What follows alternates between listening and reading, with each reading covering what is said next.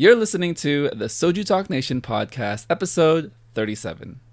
On today's episode, we discuss This Week in Music and episode 7 of Girls Planet 999. So sit back and chill with friends. You're listening to the after show with the SojuTalk Nation.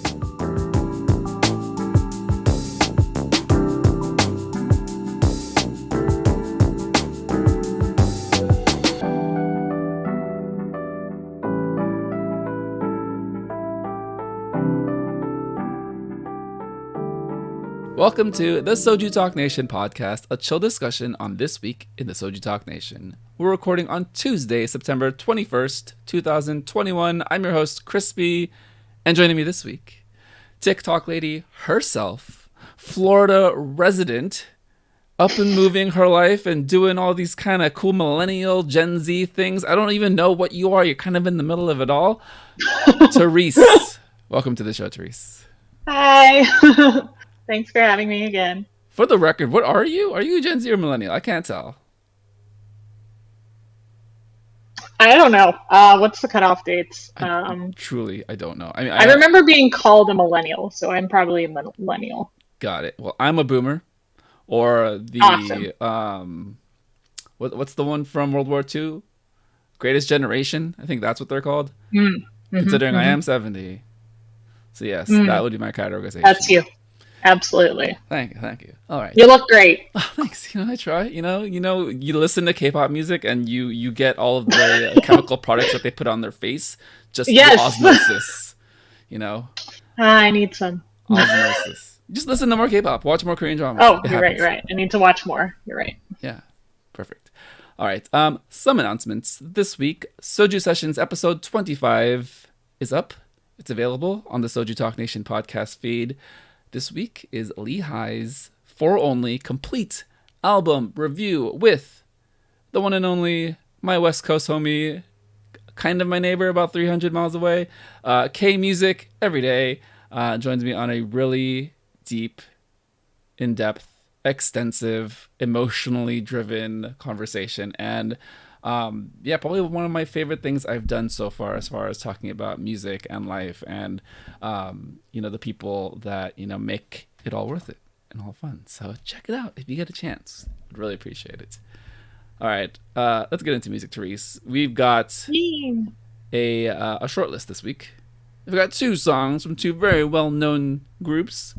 The first song this week is MAMAMOO with mumumumuch and NCT 123 with 123 NCT 127 with Sticker. I don't know what's happening. It's one of those kind of a hot mess days because you got kind of a hot mess song with a sticker kind of thing. But let's start with MAMAMOO because they're kind of cool. Yeah. All right. You know what, Therese, you gotta help me. I have just kind of all over the place. Let's lead it off. What did you think about this song this week and the crew's overall feelings of just being okay with the song? Yeah, so coming off the Best of MAMAMOO album, brand new title track, when I first listened to it, I was like, it's MAMAMOO, it's great. I even posted a little video of my roommate.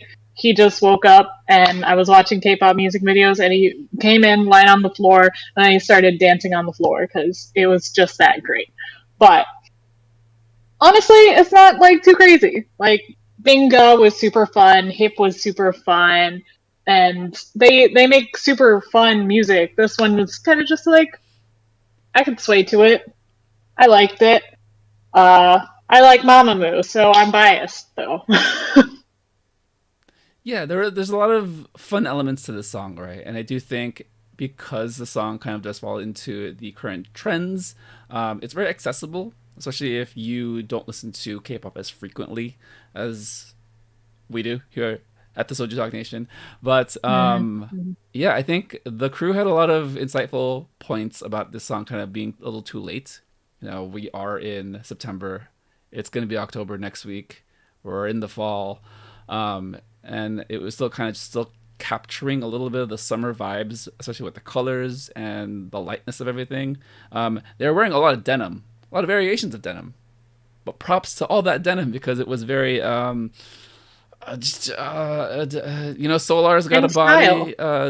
Weehan's got a Oh, way of doing the things, and then we're going that way. Hwasa's got a thing, and then God, I'm explaining everything so well for everyone. Yes. Yeah. Where am I going with this? Denim, Denim. colors, brightness, summer, cool. Yes, all those words. But I agree with the crew in the sense that this song came out a little too late. We're in the fall, even though some parts of the world kind of feel a little bit different about the weather.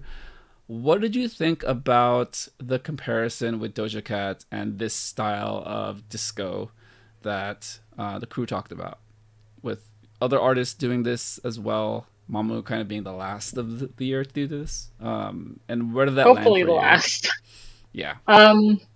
I never wanted to admit the whole trend with the say so sort of sound because say so wasn't my favorite type of music.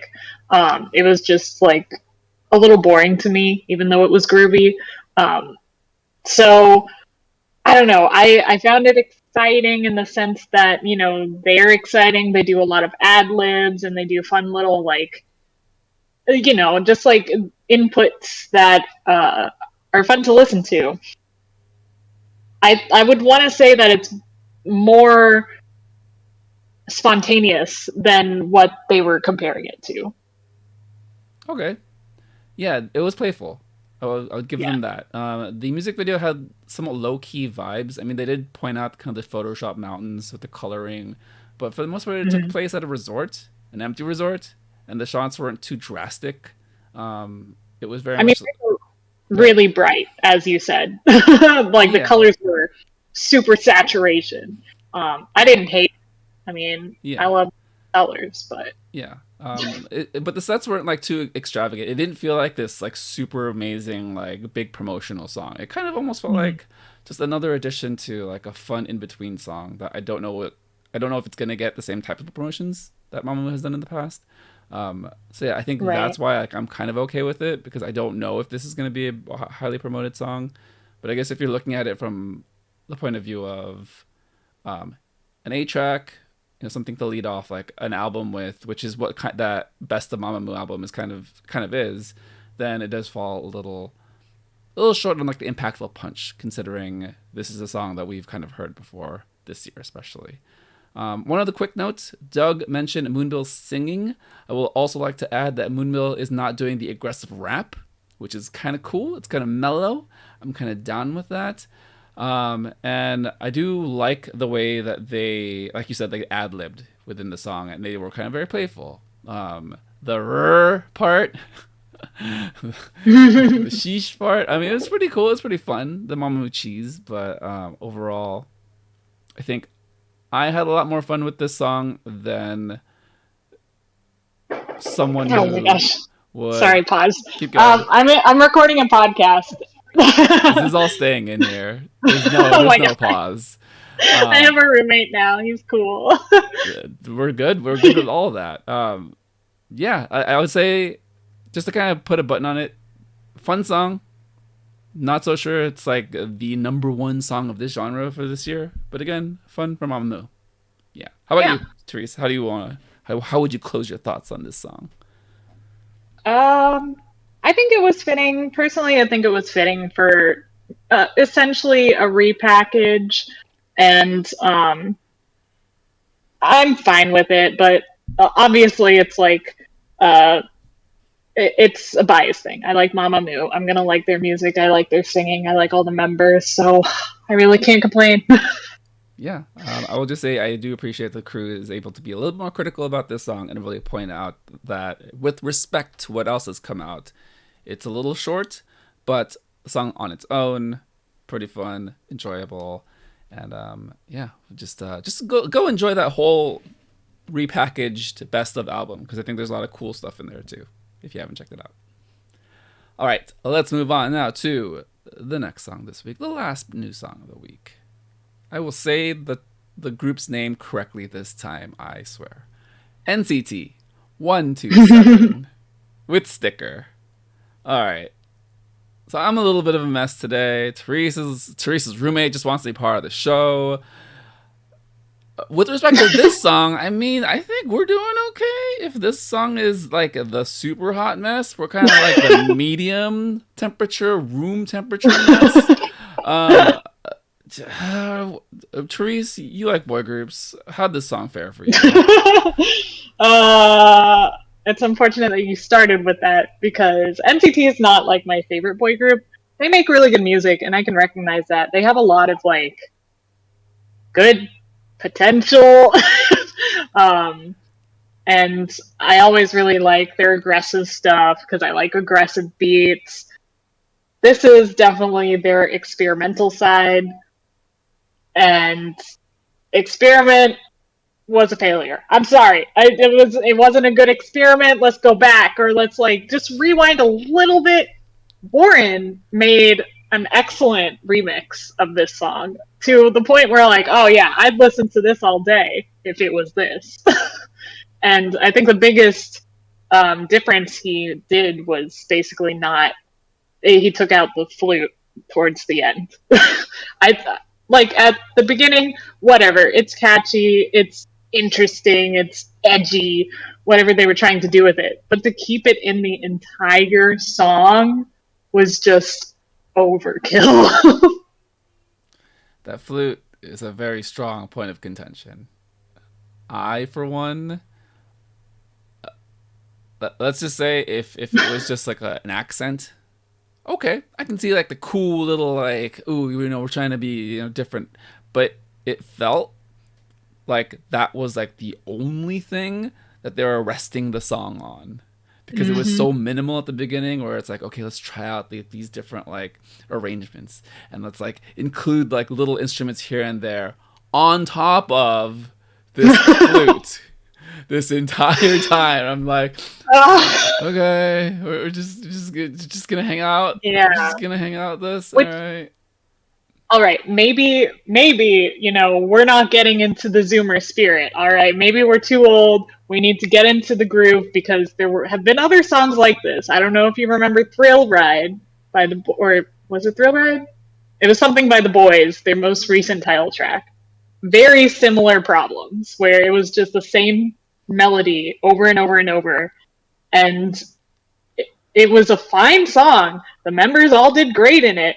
But that melody kind of ruins it for you. It just tears at you. Yeah. So two things. Like you mentioned Warren's like trap remix to it, where he kind of took out a couple of the instruments. That's where the song could have gone. With it's like just really degenerate trap without something that's distracting. I think the flute was a little too distracting. He even added some synths in there, and switched it up a little, and like, oh yeah, this is cool. Now I have something else to listen to. Yeah, it was a really cool way for Warren to kind of rethink the song and recontextualize a lot of the elements. So shout out to Warren. Props. Check it out. I don't know where he posted it. He posted it somewhere on the Discord as a file. I think it's general. Yeah. So you could actually just like find it and then download it if you wanted to and just listen to that song. And then maybe he'll get hired as a producer at Hybe because I know they're going to be doing a producer show eventually. Yo, and then I could interview him, and it's like, hey, dude, it's like, so what's it like being on the show? Man, we know someone popular and famous. Imagine. I want to know. Okay, you're really stretching. But Warren did kind of go into a little bit of the composition of the song, and Anita. There's elements of the song that Anita did find redeeming. How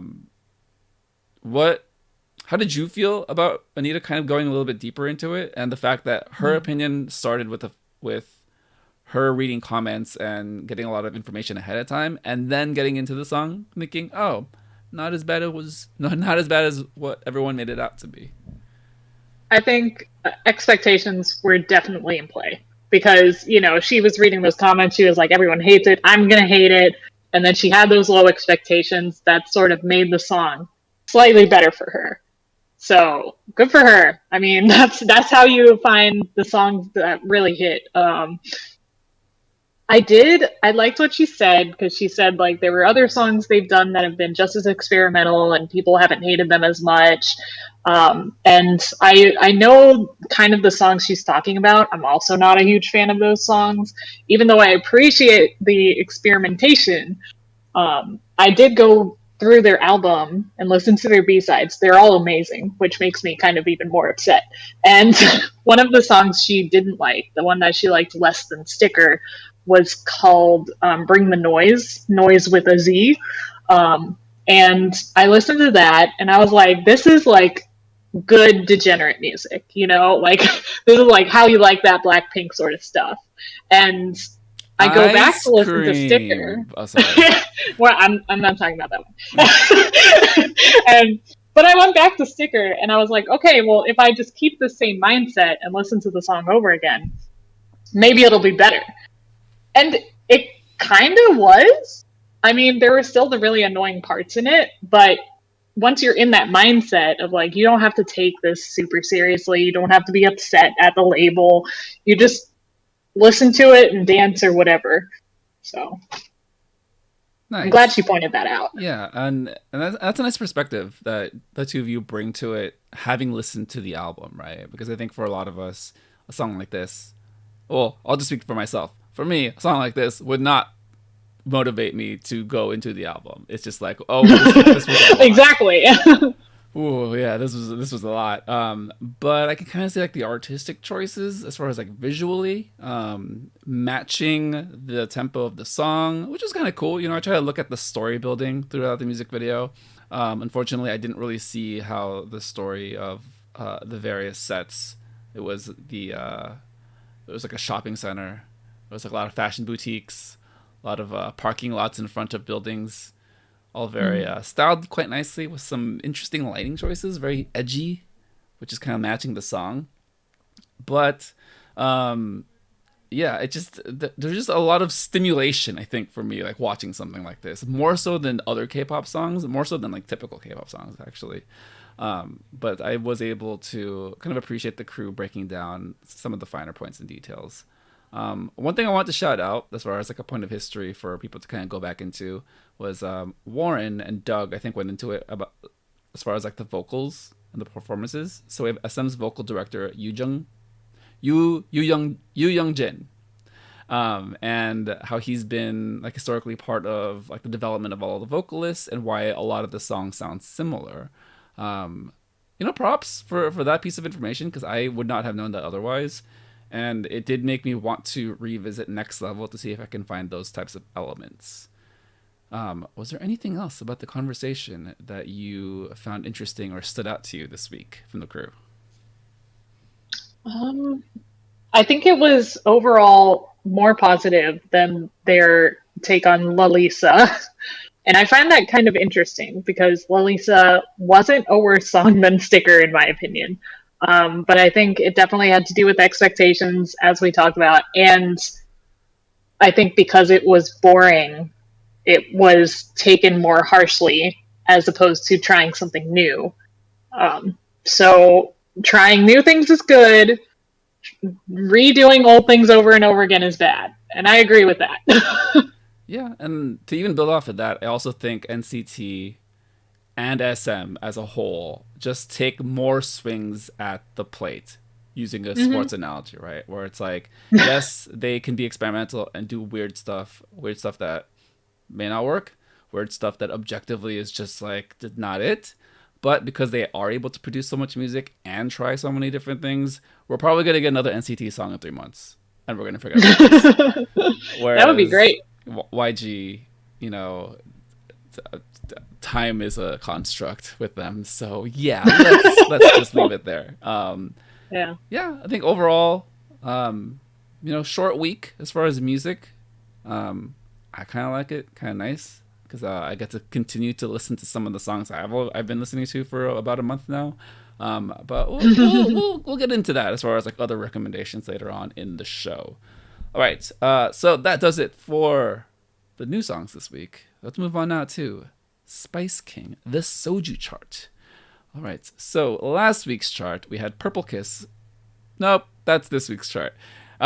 This week's chart, for September 21st is at number 3, Purple Kiss with Zombie, MAMAMOO. At number 2 with mumumumuch, and Promise 9 with Talk and Talk. All right, the crew was struggling. This was a week. What did you think? How'd you feel? And what were your selections? I really thought that I knew exactly what I was going to put for my answer until someone pointed out that you can't vote for Stacy. So I lost my mind at that point. I really like Purple Kiss. Like, I've been listening to them so much, and then sometimes, like, they'll just come on and shuffle, and I'll be like, ooh, MAMAMOO, yeah, and then I'm like, wait, no, this is Purple Kiss. They have like, the new MAMAMOO sound that I love, and I love Zombie, love it. I'm glad that they were on the chart. I think they should have been higher, especially considering what the crew had to say about MAMAMOO, but, that's up to them. I still don't get the Promise 9 hype. It has been going on since We Go, and I was not a huge fan of We Go. I loved their B-sides, but I didn't like it. I don't like Talk and Talk. I just don't get it. And it's frustrating because so many people keep voting for them. I think to kind of like play armchair psychologist with Promise 9, there is a familiarity with kind of knowing their story. So they did come from a survival show. And the fact that We Go was so, light and fun and kind of set the tone for summertime that I'm saying almost to kind of like protect myself a bit, anything that they would have done afterwards, as long as it was accessible and fun, was probably going to get that like emotional bump to a lot of people, which I think it did. I think that song, probably not like my favorite song recently. I have not been listening to that song, but I can understand like it being very catchy and being, having that spot in people's like understanding, people's psyche, essentially. Wow, again, playing so much armchair psychologist right now. But let's go on to like Purple Kiss and MAMAMOO. So interesting that both of their songs are out, considering they are both from RBW. They both have very similar vocal styles because of the company. And we kind of alluded to this with SM just a minute ago, but it would stand to reason that their vocal coaching and training is either from the same team or the same individual. So funny that you're like mixing those two songs up, or at least those two styles up on a playlist. But yeah, let me ask you, what is it about Purple Kiss and Zombie that stands out to you a little bit more than MAMAMOO? It's definitely their little ad-libs in Zombie, where, they say, zombie, be, be, be, or like, zombie, bee, like, fire! It's just the cute little sounds they make. And I know someone pointed out that they really don't like that. They don't like that part of the song, but it's little sprinkles on top of the ice cream for me. It's playful. I mean, it does play into the fact that they're the younger group, so they're youthful. And does give a little bit of differentiation between MAMAMOO, who's a senior group, and like the poppy, accessible, general audience friendly nature of Zombie versus the previous song, Ponsono. How do you pronounce it? Yes. Yeah. Ponsono's kind of edgy. That was good too, though. Good song. Very edgy, but very different from Zombie. All right. Yeah, for me, I probably would have just voted for Lehigh because I just have not stopped listening to that album. I will just be very frank. I have listened to very little actual K-pop in the past 3 weeks. I mean, yeah. I've been saying that this is the year of soloists because I've been listening to nothing but soloists, and it could be because GOT7 has all been going solo, but you'll never know. Yeah, well, I think that's a really good reason for you, just because you get to explore those individual members a lot deeper now that they're doing solo stuff, which, it's good because, you get to see your boys do their own thing, and they're just still present, very present in the game. Very present. All right, well, that does it for this week in SojuTalk Music. If you have any thoughts, feelings, emotions, want to get it off your chest, let us know on the SojuTalk Talk channel in the SojuTalk Kpop Podcast Discord. We're all there. It pops off. I have to mute it every Tuesday morning before I listen or watch the show because it just like goes. It goes. And I will get spoiled if I do not mute it. So, yeah. It's unmuted now. I promise. I see everyone's things. All right.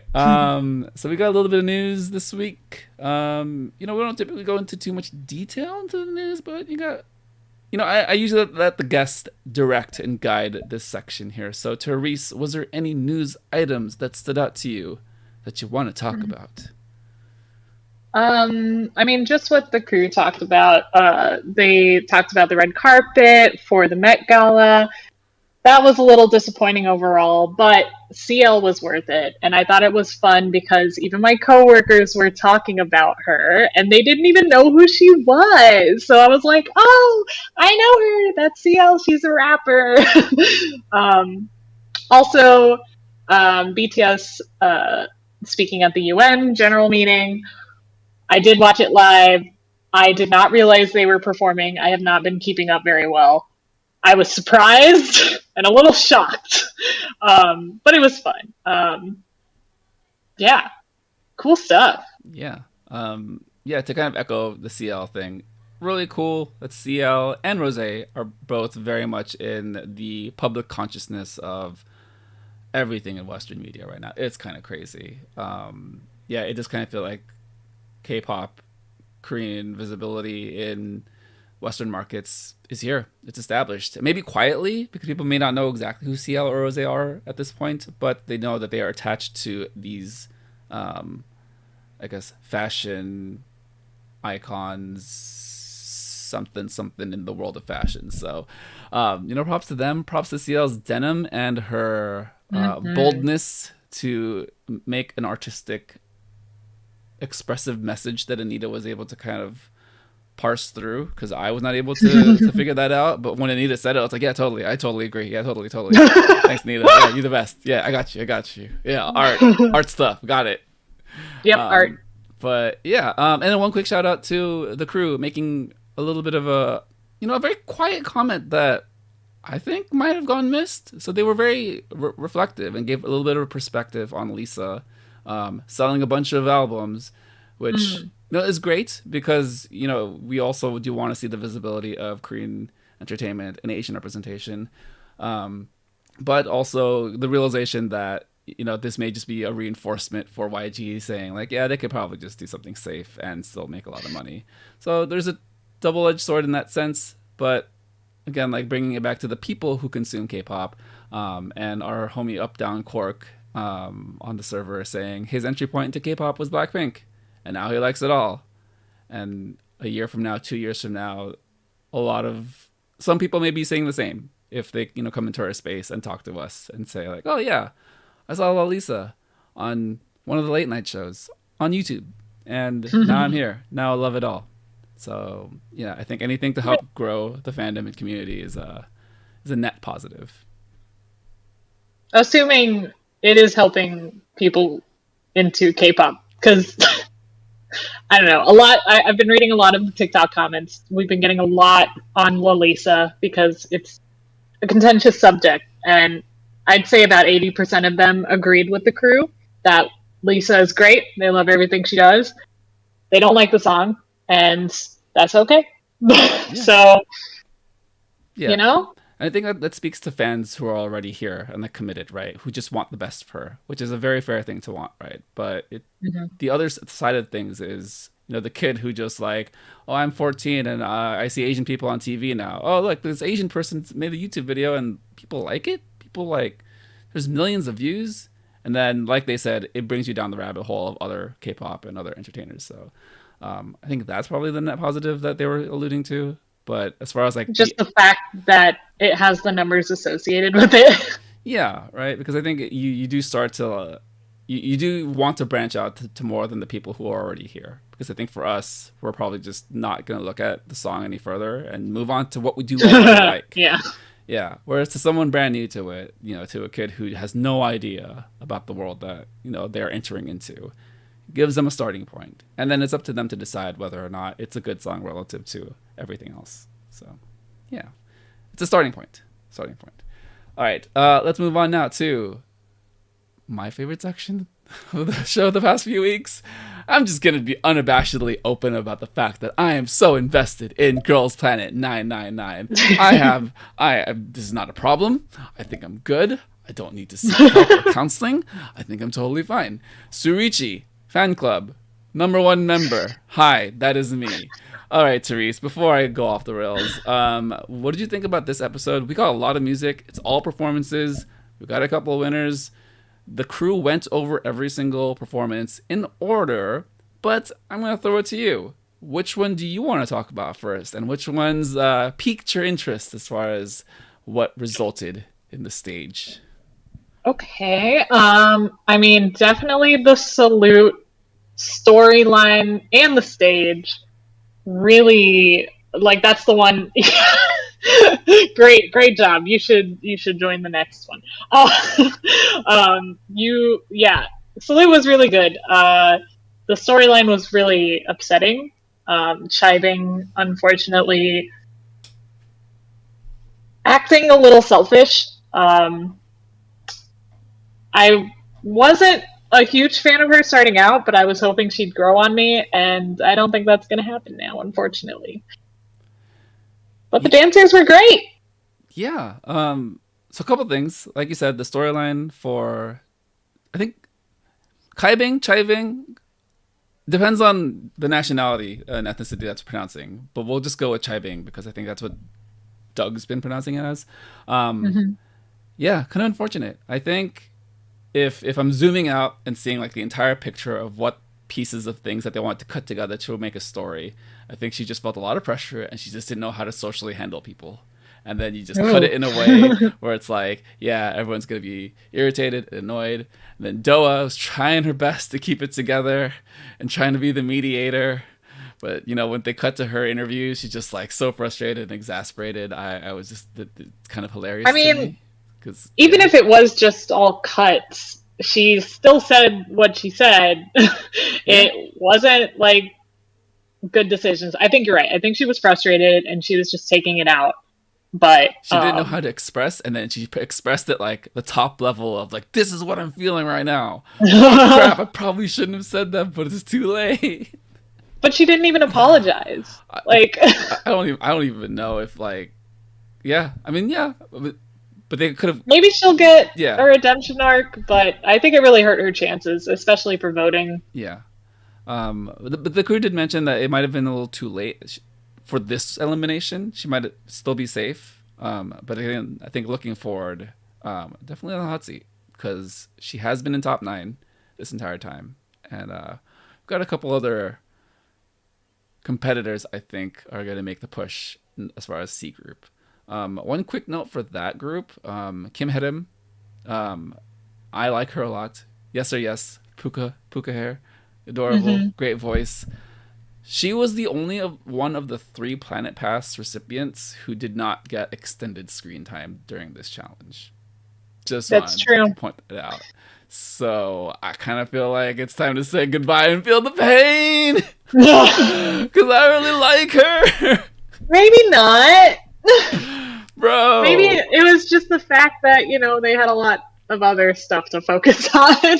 I mean, Ruin got like an enormous package where they just kept talking about Planet Pass, and then Wenja was in this great like trio of like, we're sisters, we don't know how to rap, but we're gonna do this together. That was hilarious.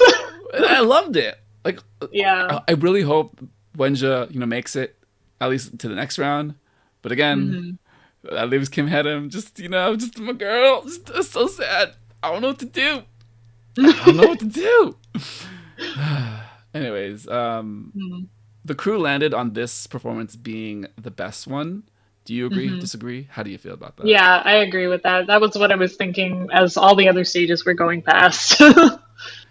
It's pretty remarkable. So I went and watched its several different versions.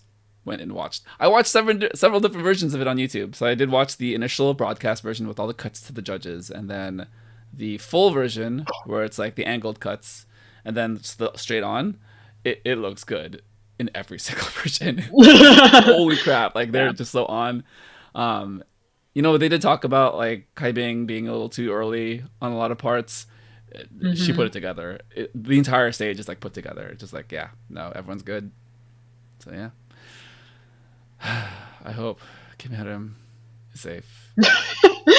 I hope so too. But I've already resigned to just letting it go. All right. Oh. The one that I will go to now. This one I think is a little spicy, a little contentious. We got Mafia in the Morning with ITZY. Ooh, With, okay. I thought you might go to Micey. we'll get there. We'll get there. We got G1, Fuyaning, and Sakamoto Mashiro. All right. Mm. I have a couple quick hits. So JYP, hello, hi. Remember Mashiro? Yep, she's quite good. In my head, my timeline is that Mashiro did train with ITZY. Just in my head. This is my head canon. I don't know. I think that's what people were talking about, right? That she was training with ITZY and now she had to perform Mafia in the Morning. Yeah, it's kind of interesting, right? I don't know if that's a good or a bad thing that she didn't debut to actually have to promote the song, but you know. She was the taller member, right? In the group. Mashiro, she's the short one. She's middle kid. Who was in it? Fuyaning, Mashiro, and you just said it, but I forgot. G1 is G1. the cherry bullet girl on the left of Mashiro to open. Okay. Yeah. All of them are pros, just like they said on the show. This for me is my Fuyaning redemption complete. I'm good. Mm-hmm. Like I love this. I love this. Everything from her giving the leader role to Mashiro, saying like, "You can organize us. We got you. We'll listen." To her working together, kind of on the practice runs, and then her stage performance, vocals. Holy crap! Did not know. But she carried that so well. Warren mentioned it. It's a lower tone, lower register, but she can put a little bit more power into the song at that point. All right, let me ask you. They performed well. You know, we can kind of objectively say that. But because it's this song, what are your feelings about this song being the winner of the 3-member challenge? I'm confused. Like, obviously, if that was the result, the judges are listening and watching with completely fresh ears and eyes, apart from our jaded ears and eyes. I don't know. Like, I thought they were all really great, but I didn't see it come together, if that makes sense. Like, they had a great stage, all the members individually were great. Kind of like the Eve performance, like, it just didn't hit. And the song, even though I've grown to like Mafia in the Morning, like, I listen to it and I've jammed to it, it's the recorded version that I like. It's the ITZY members that make it fun. They weren't them. They were really good, but they weren't them. So, yeah, I don't agree with that. Yeah, at first, I was all about it. But then on rewatch and watching the separate stages, I could be convinced. And I was convinced. But I think I had to objectively separate, because I think this trio, I like them so much that I was going to be all about them. Mm. But trying to separate and seeing how the other stages turned out, I do agree that there were 2 other ones that were very much in contention. So, yeah. Let me throw it to you. Which 2 other ones, or which other one do you think it should have gone to? And then we can go to that one. Which one do I think it should have gone to? There was one from this episode. I mean, it could have gone to Fate. It was just solid. It's a 3. It's a 3. Oh, for the 3. 3-member, yep. Oh. The one for the 3. The We Are? Was that the one with Wonja? Nice. Yeah. That one was really great. That's a good... And then... Okay. Yeah. Absolutely that one. And then I'm trying to remember the ones from last week. Were there any other 3 ones last week? Yes, the one with Hikaru, Suyun, and ZG. Oh, yeah. Well, that was kind of on the same level as Mafia. Yeah. Like, very well performed, but nothing that blew everyone out the water. I thought you were going to say VVS, but Nah. Nah. Why would I? Speaking of, let's just go into it. VVS, Show Me the Money 9. We have Lee Chae-hyun, Liang Zhao, and Kamimoto Kotoni. Yeah. Kek. What else is there to say? You know, I will give them this. On stage, they put it together where they knew their cues, they knew where to be, they knew how to act. They did all the stage things. Yeah. They're teenage girls doing a song of like very aggressive raps from probably like guys 5 or 6 years older than them who are actual rappers. But man, this is a struggle city. Okay, what are your thoughts, feelings, opinions, and anything the crew added to the conversation that you noticed? Honestly, as soon as I saw where their story was going last week, I think, when the twin, oh, what's her name? Lang Jiao. Oh, yeah, when she was literally like, "Oh, I can't speak very good Korean, but I want to try rapping," and I was just like, where was the logic here? Where was the logic?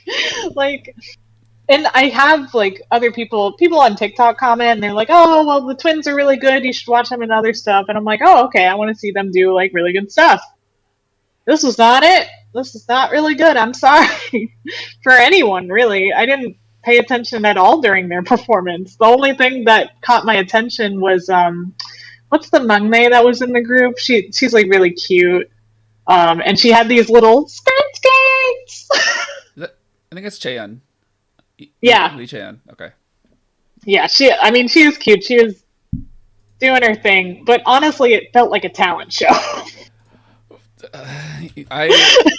That came to mind. I really didn't want to say it, but you said it, and we're here. So we're just gonna go with it. We're just gonna have a good time with it. Yeah, I think you said it all.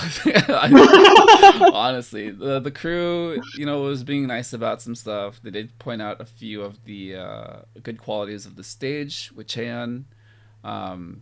But they also pointed out the fact that one of the members, who was it? Oh, no, it was Chaeyeon. Chaeyeon was out of breath the entire time. So. Oh, okay. Yeah. So that was. I think she's cute. It's just like that can only get you so far. This was not one of those tracks. Yeah. Put her on ice cream, then she'd do well. You know what was kind of unfortunate? So like we all kind of expected this track to not be the best, right? And whatever, like it turned out the way it did. But I don't think they needed to add any more like pain to these children's like psychological profiles by cutting to Liang Jiao like going to the bathroom, only to now find out that she actually had a condition. Yeah, like that's unfortunate. That wasn't like a big part of the edits to me anyway. It was just like, okay, whatever. Well, because it was all leading up to the point where she said, like, I want to do this alone. And then the members are all crying. It's like, we're a team. We should do this together. So it's all like that build up, right? And it's like, you were going to get to that point anyways. You didn't have to add the fact that she needed to go to the bathroom every 10 minutes because, she might actually get sick. It's like, I'm not, that's kind of rough. All right, let's pick up some of the spirits of this episode. But your choice. What do you want to go to next? As far as if we're gonna pick up the spirits, we're gonna talk about shoot. Oh, I got spicy opinions about all of these. Not gonna lie. Fine, you're good. Keep going. Let's go to Micey because that was edited very kindly. That was a kind edit. Like it was a really good stage. Chaehyun, I did not expect those vocal tones from her. It was so great. I loved listening to her parts.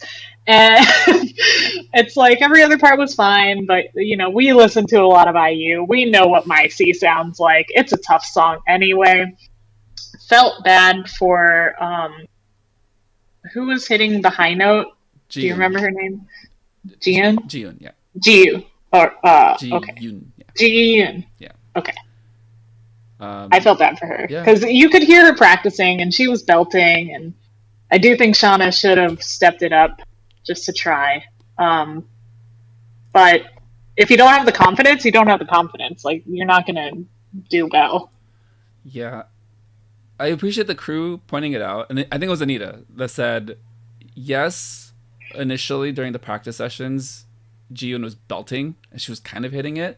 But I think the way that it was portrayed, if you weren't really paying attention, it just sounded like she was going for it as opposed to actually her getting it.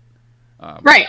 Which is how you hit notes. Yeah, but then that's why like it fell apart because she wasn't actually hitting it; she was straining to get to that point. Whereas Doug mentioned Rhoda would have likely gotten it, but she said, "No, I'm good." At least I think that's what happened. And then Shauna, her confidence was shot, and like that was the story the entire time. Yeah. Only for her to get coaching, and oh, guess what? When you get coaching and direction, and you're good, you could do good things. She was great. I loved her. She was my underdog J pick for the last like 3 or 4 weeks. She's still voting, still got it until the next eliminations. I think she's gonna be safe. I think people like her. Oh, okay. Yeah. What was the other? Oh, so Rhoda unfortunately did not get that much screen time, but because I'm a degenerate, I watched all the fan cams for this, and I love IU. So her parts are really good. Her parts are really good. I hope she's safe. I think she's gonna be safe because her parts were just, it was excellent. I think she. Go ahead. I think this was a stage where everyone was kind of walking on eggshells because it's such like a big name and it's such like a hard song. Everyone was really trying not to mess up, and that was apparent. Okay, I actually see that now. Everyone's a little tense. Yeah. Yeah, it could have been a little looser, but yeah, I just think it could have been an easy evil edit, but they didn't do it. Got it. So, which means that there's some favorites in here. Yeah, there's some kids that they do want to push. I will say I am also on the Chaehyun hype train. She's not my number one yet. I have my selections. I have a really illogical reasoning for my K group that we're going to talk about later. But okay, but she is in there. She's the only kind of logical choice I have because I have to be somewhat objective. All right, yeah, we're gonna keep it going. Go ahead, guest, pick another one. Well, I don't think we need to talk about it much, but I do want to point out that 2PM was right after IU, and their team name was Dream High, and that just made me really happy. Otherwise, elaborate for those who don't know. So, if you haven't seen the greatest K-drama of all time, there's a show called Dream High. It stars 2PM's, I don't know how to pronounce his name, Taeseon, I think. And IU is also in it, but she's not like his female lead. And it's just a bunch of JYP trainees that get together and sing and dance and try to become superstars in the fictional show as well as in real life. There's also a Dream High 2 in which JB is in, but I'm not going to talk about that either. Okay. This is what we do really. on the show. We simp over things that are not connected to what we're that are not connected at all. Yes. Yeah, let's just do this one real quick. So, really entertaining edits with Wang Yale kind of being the center of the story, not being able to read the room. I don't remember the phrase that Doug used on the show, but pretty funny how he described it. Very on point.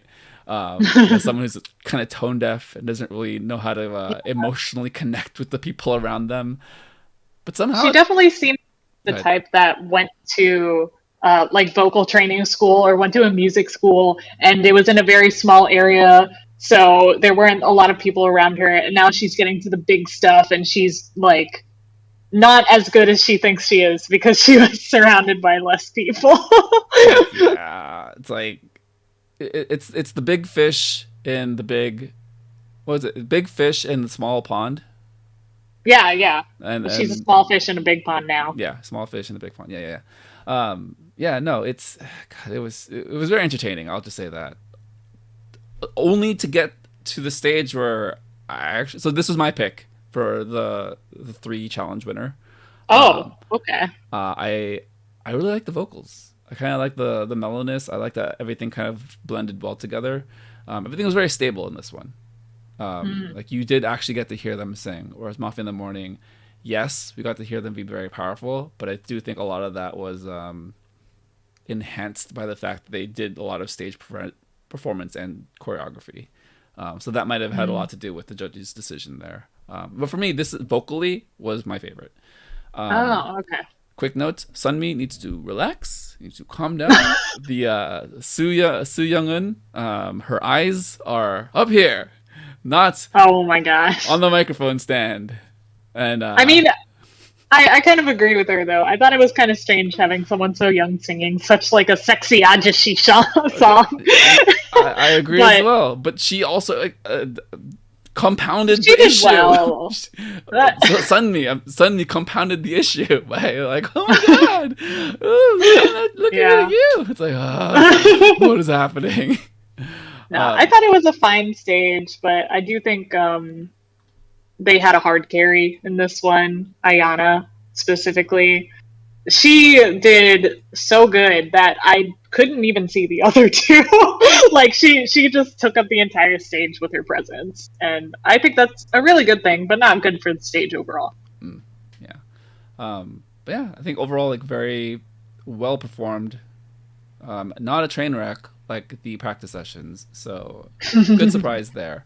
Let's jump back to All About You from Taeyeon, Hotel de Luna OST. A very cute opening of the show.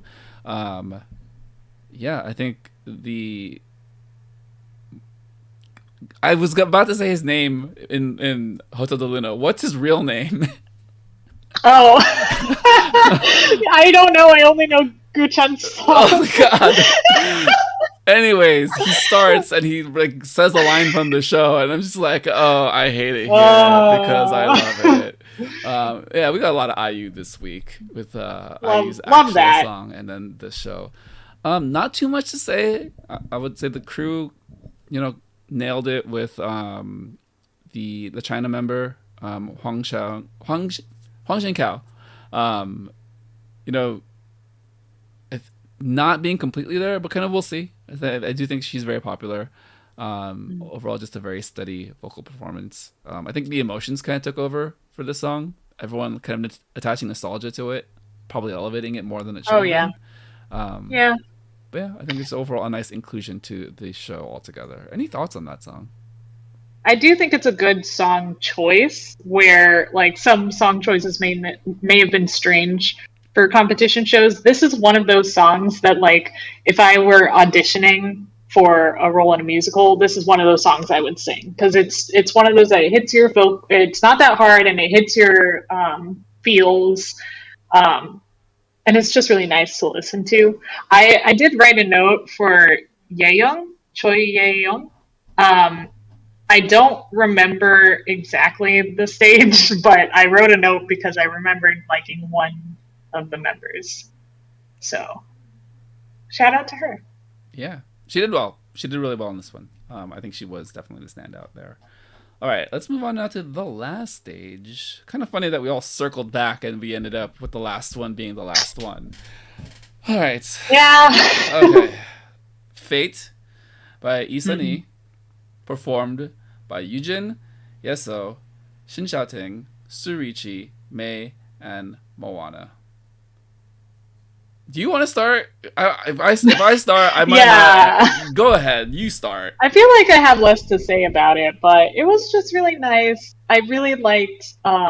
They did some intense acting. Like there's the like K-drama acting, but these people were straight up like we are on stage, we are fighting for our lives. Like this is the last thing we'll ever perform acting, and I really appreciated that. I think the choreography was a little derivative.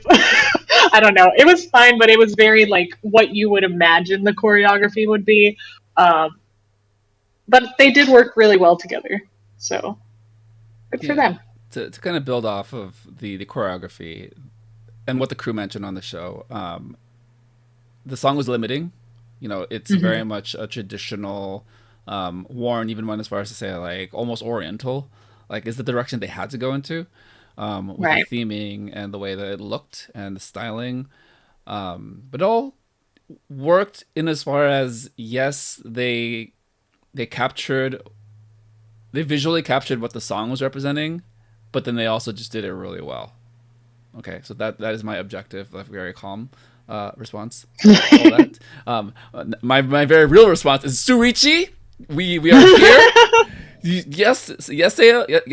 I cannot speak right now. All right, so yes, those very good. Yes, she carried a lot of the killing moments with a lot of her emotion and crying. But the blue-haired girl, the gray-haired girl, whatever color it is now, she's so good. She just, yes, like the derivative nature with the arms flowing back and forth, but they figured it out. A lot of the editing, showed them working through it, workshopping, figuring out different like aspects of the performance, the acting. Surichi, what else? It's so good. She's great. Everyone vote for her. My number one. My number one of all of it. Number one in the C group. Number one top 9. Surichi, we are here. We're gonna do this. When you debut, you can thank me later. I did this. Just kidding. You did this. I did nothing. I'm just here, like a mess for words. Was that your TED talk? Are you done? No, because Eugene did really well. I think Eugene did a nice job organizing everyone, emotionally organizing everyone. Shin Chao Ting, she's debuting. Holy crap! Yeah. I feel like she's the most safe out of everyone. Like, not only is she really good, but she's also a really good team player. Mm-hmm. Which is like, that is a great combination. May did really well. She just happens to continue to be part of these super teams. Yeah. So it's like, bro, like, you're good. You're also just going to be looking really good next to everyone. And Moana, I'm not going to say, I don't have anything positive or negative to say about her because I haven't been focusing on her. But she fit right in. Good on her. Okay. Anything else you want to say about the stage? Kind of the things that the crew mentioned about like this being a little bit more. I don't know. Like, it was a kind of a weird fit that this was a performance song because like it was such an emotional, like, historical point of view reference OST. But yeah. I was talking to someone else about like. Or maybe I was just thinking, like, why did they think that this was the stage that was going to win everything when they were listening to the music and the remixes? And I don't know if there was just, like, something they were getting culturally that I wasn't getting, but, it's alright. I don't know if it had as big of an impact as Salute, but it was really good. Like, obviously, they're all really good. It was well performed. And I think because we got a lot of the practice session collaboration, at least me personally, I felt good about this performance because I saw their process and they all worked together. Whereas as opposed to Salute, it didn't look like they were working together, and somehow they put it together. So I just, art is art. I just don't. Maybe they were under a common enemy, because that is the best way to get teamwork. Man, if I'm gonna channel my inner Doa, I'm just gonna be exasperated. For all of them. All right, let's move on to winners now. So winners for the 3 group challenge, we have Mafia in the morning with the G1 Fuyaning Mashiro. Fuyaning, let's go. 6-member winner is Fate. We talked about this. Surichi, let's go. And the 9-member winner was Salute. But I will give a shout out to Diane. I think it was Anita or someone on the main show mentioned that Diane might have been like the best individual performer of the entire challenge as far as organizing her team and getting the most out of everyone, raising the floor, like elevating everyone else's performance. All right. Let me jump to this real quick and then we'll kind of go into our like closing. So the crew kind of went over the eliminations, 24 kids plus planet passes, was kind of the expected or what they're hoping, what they're thinking it's going to be next week. They broke down a couple of the members that they think are safe. But now I'm going to go to you with this. Who is in your top 9? And I wrote it down. I'm actually going to send this to you while we're talking. Great radio. Tell me your top 9 and see if this matches what the crew had because it's going to be a lot of pain. You actually took notes. That's good. It's going to be a lot of pain next week. I'm already bracing myself for it. I want the pain. I want all of it. But yeah, go for it. What is your top 9? And does it match any of the safe kids who will likely make it into the next round? Did you send me this? Sorry, I put it under what's your top 9. Okay. Yeah. My top 9, probably like definitely Shen Jiaoting. Shen Jiaoting. I mean, she's just all around great. I have no complaints about her in anything. Um, and then I also have Suruchi because she's really good, not because Crispy told me to like her. Kim Chaeyeon and Fu Yaning. Gwen Maya is super cute, and I kind of want to see her perform more, even though she's like really young. Kim Bora, just because she has been an excellent leader, and she has talent, and she can sing and dance. She's like really professional. But I think she would be like a great leader in whatever this group ends up being. I also have Wan Zhao, Wan Jie. She got the Planet Pass in the We Are stage. Yeah. Um, and then I'm still on the Hikaru hype train. I know a lot of people have fallen off by now because she's not showcasing like the most crazy stuff, but I'm really excited to hear her rap again. Yeah, that's a good point you make, because it made sense that she selected the dance group because she did really well in it. She organized everyone. She got the most out of what she was able to present. But we were all hyped up because she's a rapper, and she didn't do any of that so far. Yeah. Since the introduction stages. So, I think she's got an arc coming. I'm feeling it. I think they will likely want to have her debut, because I do think she is one of the top J group members. All right. You said a couple names. I think the one name for me that stands out from your selections is Bora. I love her. I agree. I think she is one of the top leaders. I was actually swayed a bit last week. I'll get into it, but prior to last week, I think she was the best leader of all the different challenges. But her voting is just, oh man, ready for pain? You ready for pain? I don't want to be in pain. I'm ready for pain. Yeah, I think that's the one that really is gonna stick out to me as far as like when she doesn't make it. I want you to feel it all. The crew mentioned Baye being safe because all the votes. I've ranted already. I'm just gonna say, this is a competition. This is a talent show. In a sense, this is a popularity contest. So it's just okay, Baye. We're just gonna get more of you. That's cool. I just don't get it. Like, why? Like, this isn't supporting her brother in any way. It's probably hurting her self-confidence if she's like hearing one thing from fans and hearing something completely different from the mentors. Like, just be honest with yourself. Do you actually enjoy watching her more than Kim Bora? That's gonna be the sticking point. Yeah. Because the first eliminations, that was the one where it's like, I think she was safe as like cell 7 or something, like super. Yeah, it was something crazy high. And then Bora was like near the end. I was like, oh god, she made it. Like, so yeah, that's the one. Where it's like, I think we're just gonna let that drama happen on its own, and then we could all rant about it later. Which, okay, I'll say that she's decent. She's not like untalented, but she just doesn't have that star power. She's bland a little bit.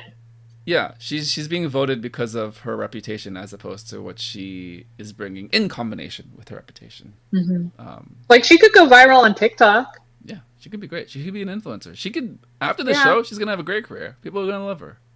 That's true, and maybe she'll end up debuting, and she'll have learned something from all of this. Imagine debuting with this group. People would riot. All right, let me go over my top 9 real quick. I've already said this a million times. Surichi, number 1 for me. Number 2. This one switched. She's my number 1 J girl now. Sakamoto Mashiro. This lady, a lot of talent. I'm feeling it. Number 3, and my new number 1 K group leader, Kim Dayan. I kind of saw that. I like her a lot. So this is the one that I was saying how I think she for me overtook the best leader aspects of like what I could see being a leader for this group. Because Bora, amazing, organized everyone, supportive, did all the things like an older sister would. But Diane like put it together like a supercomputer in her head, and it's just like figuring it out as it was happening, seeing all the little things that she needed to work on with everyone. I was like, you are showing everyone why you were K1 to begin with. And this is kind of like remarkable. So I will give her that much because she got a great story for Ice Cream. My next one is Hikaru. I'm still on the Hikaru hype train as well, but Mashiro for me kind of overtook it just a little bit, but we'll see if she gets a good story coming up. All right, C group. This is another surprise. Fuyaning. My redemption for me. We're good. Like I want to see her. I want to see her debut. To me, I feel like she can debut. My next one is my number 2 K group, Kim Chae-hyun. Man, those vocals. I think for me, we need that vocal carry. Yeah. Next one is Kim Doa. I'm voting for her. This one's kind of illogical, only because I think there are people who have debuted who are slightly better, but because she's not getting the votes, I just want to see her win. I just want to see her move on. And then we got Shauna. I think her arc's been up and down, but she showed vocals there. And then my lone underdog pick that I think may potentially get eliminated this coming week is Wenja. We like her. She's got a great personality. She's one of the older members, but it may be her time. Sad stuff. Oh. All right.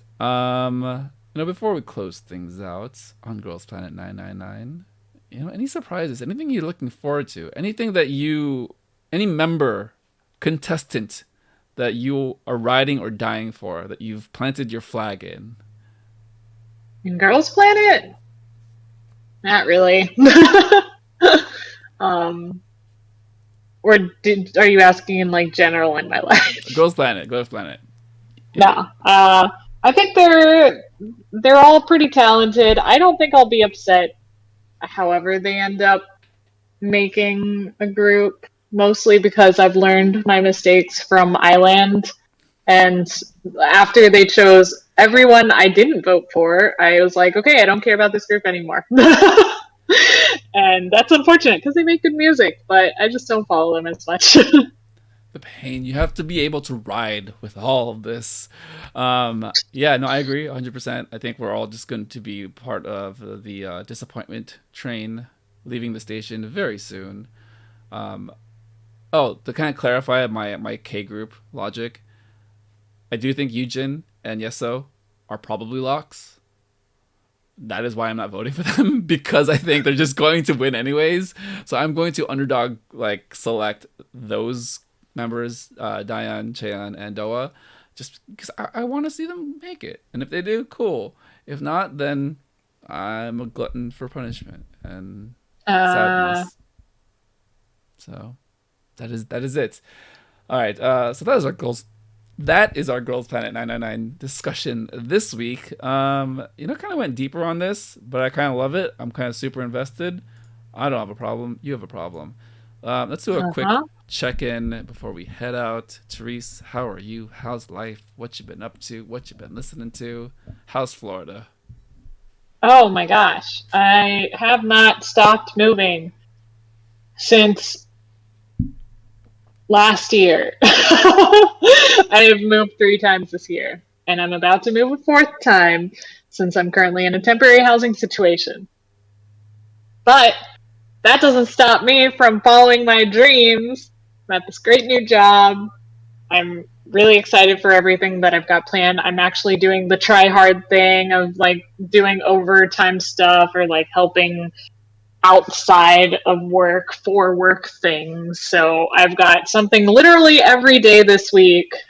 And then on top of that, I'm trying to date people, and that's hard.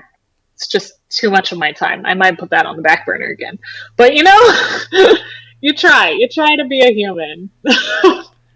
I would say you're doing an excellent job of accomplishing that feat of being a hero. I think you are more than just trying. I think you are doing excellent. I think you are well put together. You have JB behind you, literally, figuratively, and emotionally.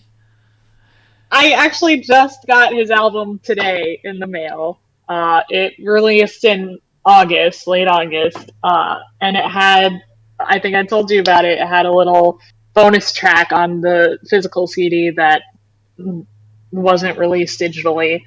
And it was great, and I'm very happy, and I'm still listening to his music a lot. Also, Young K, a member of Day6, also releases solo stuff, and that's great stuff. It's like a mixture of rock and then also ballad, and it just hit right. And then Purple Kiss, because Purple Kiss is amazing. Zombie. Who's your favorite member for Purple Kiss? I don't know. I haven't had time to learn the members. I just decided I liked them 2 weeks ago. Start with the pink-haired one. Her name is Nagon. I call her a Pink Kiss because she's great and she's very good at singing and K-pop and good face.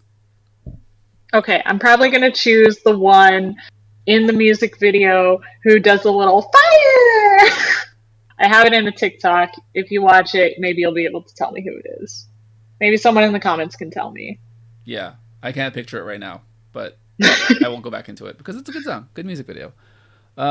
For me, I have been stuck in a hole that I do not want to resurface from. I think I'm good. I think I'm fine. I've been listening to Lehi's album for 2 weeks straight, 3 weeks straight, however long it's been. And then KME made a playlist, a mix of Lehi, as well as the other producers and musicians she's worked with on the album and their notable songs, kind of blended them together kind of narratively, stylistically, and all culminating with kind of Lehi's retro music. I think I'm good if no new music comes out the rest of the year. Oh no. That being said, ITZY is coming out, and yes. I'll probably listen to them for a few days. If it's really good, I might actually just like go back into K-pop. We'll see. But yeah, I think that's where I'm at right now. I'm just like very much I'm ready for fall. That's it. I'm ready for coffee shops. Wait until Hayes comes back. Oh my god. Yeah, it's gonna ruin you. Yeah, she usually does about 2 releases a year. She did have one at the beginning of the year with Happening. So yeah, now's the time. Good. Moving into winter. Man. It is. It's her time. I always associate with her with fall. Yeah. God. She just has that fall voice. She does. And yeah, I'm a sucker for coffee shop music. Sign me up. Because I got a lot of angst and broodiness that I need to relate with music. All right, Therese, thank you for joining the show. You did excellent. Thank you. Thanks for hanging. Thanks for encouraging the degeneracy and the hot mess of which the things I cannot speak of because I just can't put words together. I just can't. It's hard. Sometimes words and things all over the place. Yeah, and I think it was fitting for the theme today. Not being able to stick the landing. Sticker. Like a sticker. Ooh, man. Let everyone know where they can find you, TikTok lady. Okay, well, I'm on TikTok as SojuTalk Fan. Or you can just search SojuTalk on TikTok and you'll find all the little videos with a little green background and the giant flower with the emoji faces. Nice. And just a quick... I don't even know the phrases. Just a quick addition to that. All of the videos that Therese posts on TikTok, if you have not adopted the platform yet, if you're saying like, I am not part of these children and their TikToks, they're all on YouTube. YouTube Shorts. Mm-hmm. They're all there. I understand you, boomers and greatest generation. Yes, thank you. The 60-year-olds and 70-year-olds appreciate that you have given us access to your wonderful pieces of content. It is all there on the YouTube channel, SojuTalk Nation. There's a playlist. You could just go through it. It's all good.